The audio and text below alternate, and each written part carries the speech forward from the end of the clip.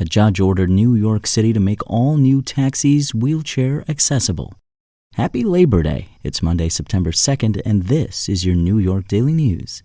Today's forecast calls for partly cloudy skies in New York City with a high near 80 and a low near 59. Before today's top stories.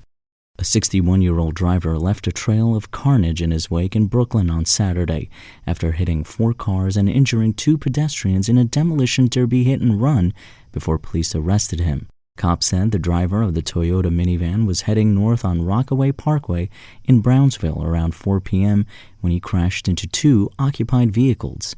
The man made a quick U-turn trying to flee the scene when he struck a 26-year-old woman and a 3-year-old girl, they said. He then collided with 2 empty vehicles near Blake Avenue and Grafton Street, about a quarter mile from the first crash. Cops said they managed to arrest the driver, who was not immediately identified, near the scene of the third crash. Find the latest on this story and more right now at dailynews.com. A federal judge has ordered the Taxi and Limousine Commission to make all new taxis wheelchair accessible until New York City meets the 50% threshold it agreed to in a 2013 settlement agreement. The ruling issued by Judge George Daniels this week in Manhattan Federal Court comes after a consortium of disability advocates sued the TLC earlier this year for failing to meet the settlement's terms, making 50% of the city's 13,587 yellow cabs wheelchair accessible by 2020. In his ruling, Daniels told the TLC to abandon its practice of requiring just 50% of new cabs to be accessible and instead require all new and renewed medallions to be on accessible vehicles until the goal is reached. Currently, 3,752 yellow cabs are accessible, making up 28% of all medallions issued by the TLC.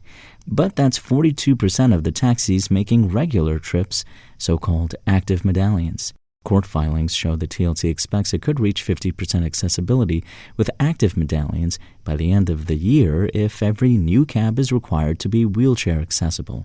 At the time of the agreement signed by Daniels in 2014, more than 98% of the city's yellow cabs were inaccessible to wheelchair-using passengers.